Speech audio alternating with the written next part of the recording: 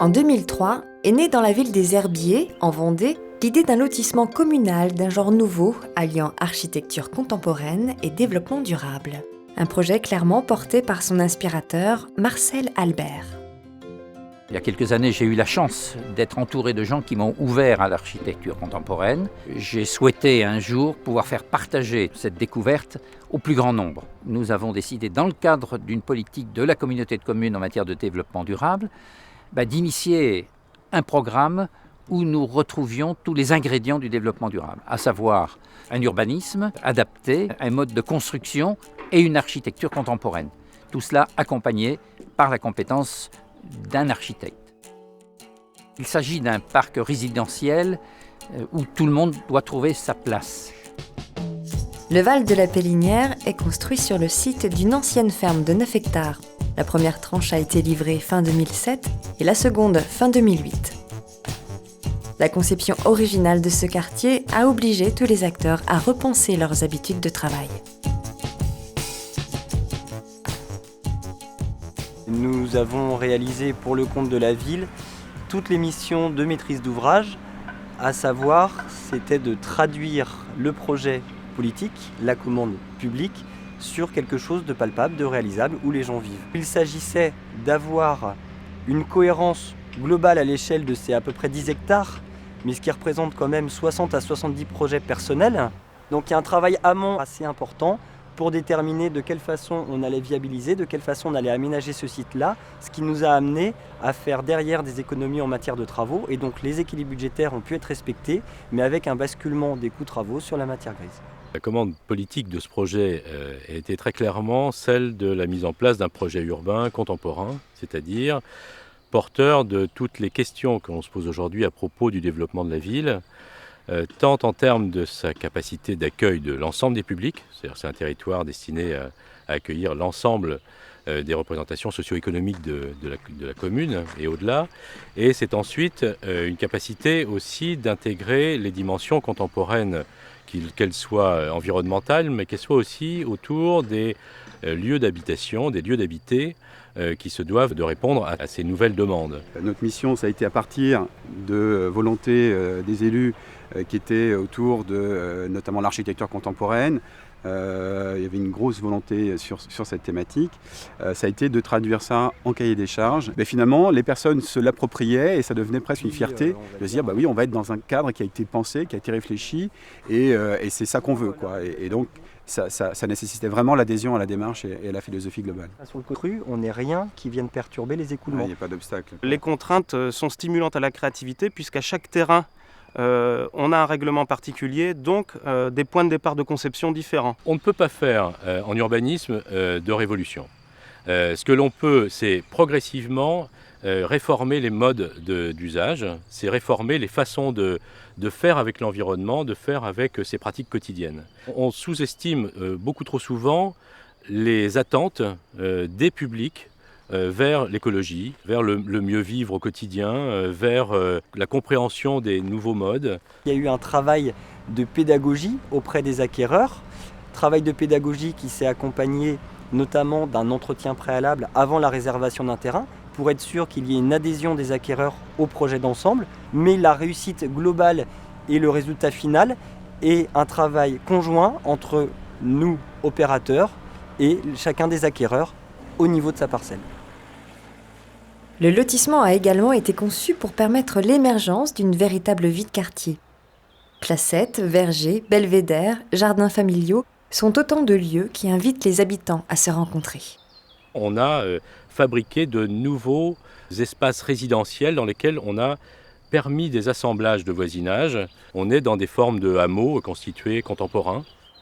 Nous avons organisé une mise en distanciation possible de la voiture parce que le territoire qui est engagé entre l'intimité du logement et la voiture, c'est aussi la question des rencontres, c'est aussi la question des voisinages qui se constituent sur les territoires piétons, parce que les gens se rencontrent à pied, ils se rencontrent jamais en voiture.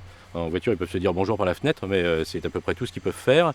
Là, on constitue des territoires d'échange possibles dans les parcours quotidiens.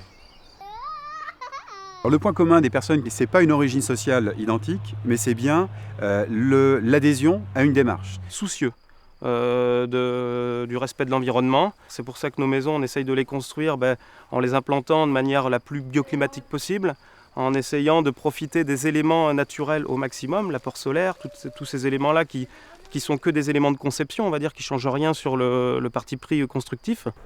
Je suis sensible à l'environnement. Je fais des petits pas et je me dis que si chacun fait un petit pas, alors la planète se portera le mieux. Le développement durable, c'est un urbanisme bien pensé pour que les maisons soient bien orientées, un mode constructif qui apporte justement ces économies d'énergie, des modes de chauffage qui doivent être tout simplement adaptés, puisque si on a respecté les 2 points précédents, on est sûr de pouvoir faire des économies. Il est assez facile d'observer qu'ici, chacune des constructions bénéficie pleinement et de façon gratuite des apports solaires qui sont la première entrée sur l'environnemental, puisque c'est la question du solaire passif. Ici, on est dans un vrai territoire de balade. Ce territoire se traverse et se donne à voir dans ses innovations et ses inventions. À l'inverse des lotissements traditionnels, ici, tous les espaces publics, voiries et espaces verts ont été réalisés avant la construction des logements afin que chaque projet s'inscrive dans un cadre existant et le respecte. Le lot est délimité par une haie bocagère qui était déjà installée quand nous sommes arrivés. Les haies, les arbres qui constituent cette haie font partie du cahier des charges. Donc on n'a pas le droit à une certaine forme d'exotisme dans la haie. On a été donc associés très tôt à la démarche et on a eu une lecture commune du territoire avec l'agence d'urbanisme, ce qui a permis une très grande prise en compte des particularités de ce site dans l'aménagement urbain. Et on a devant nous ouvert un paysage rural qui est très important, où on voit à peu près sur 1 kilomètre alentour. Ce paysage, on l'a intégré comme étant un élément un peu fondateur du projet. L'urbaniste a travaillé pour que les maisons puissent avoir le plus d'orientation possible vers ce grand paysage qu'on a donné à voir à tous, pour qu'il appartienne à chacun dans le projet. Un lotissement dans un esprit durable pour tous, autant pour les humains que pour la faune et la flore locale. Ici encore, c'est la réflexion en amont qui a apporté les solutions. Sur les clôtures, on a travaillé un maillage de clôture suffisamment lâche pour laisser transiter la faune locale en se servant des haies comme corridor écologique. Et dans la composition des haies, on a aussi travaillé avec des essences locales et surtout des essences qui produisaient beaucoup de baies ou de fruits qui étaient à la fois, on va dire, un atout pour les habitants futurs, mais aussi pour la faune. Dans cet écrin de verdure, il serait tentant de croire que le quartier est réservé à un certain type d'habitants. Mais la mixité sociale fait partie du cahier des charges. C'est la condition pour recréer un vrai bout de ville, durablement. Plus de 30% du quartier y est dévolu. La question de la mixité sociale, de la diversité des publics, était un des thèmes également très importants. L'idée est bien de fabriquer un morceau de ville complet avec ses diversités d'occupation, ses diversités de clientèle. On a eu vraiment des publics assez diversifiés sur cette opération. Un projet comme celui-ci, au départ, ne pouvait paraître qu'utopique. Moi, le premier, d'ailleurs, j'ai pensé la même chose parce que je me suis dit qu'il fallait certainement beaucoup d'argent pour faire construire dans ce lotissement. L'architecture contemporaine et la présence des architectes ici ne veut pas dire pour autant que nous sommes dans un débordement économique qui nous ferait fabriquer un boboland. Les constructions, elles, je dirais, ça fait partie du cahier des charges des particuliers qui achetaient les lots, donc c'est propre à chaque programme et à chaque budget, mais varie entre 100 000 et 300 000 euros. L'accessibilité de tous les logements au handicap, ça c'était une demande très forte des élus et on a incité les personnes à faire en sorte que les maisons soient évolutives et puissent accueillir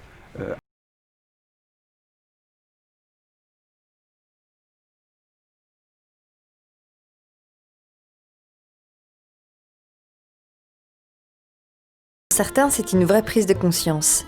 Une projection dans l'habitat de demain et la volonté de transmettre une expérience. C'est une façon de militer pour une façon de vivre, plutôt que d'utiliser à outrance le pétrole, le parpaing, de courir à l'économie immédiate, alors que sur du long terme, on s'y retrouve, quoi. Aujourd'hui, je ne voudrais pas aller habiter ailleurs. Je suis folle heureuse d'être ici. C'est sûr que ça nous a amené aussi à modifier notre façon de vivre. Et puis c'est pour la nouvelle génération qui est derrière vous là, qui fait du bruit. Là. Il faut une volonté politique affirmée pour arriver à ce résultat. Ce projet va faire évoluer également l'ensemble des projets sur l'ensemble du territoire. On va faire évoluer l'architecture et on aura sans doute une architecture un petit peu plus racée que ce que nous pouvions avoir et une architecture de notre temps.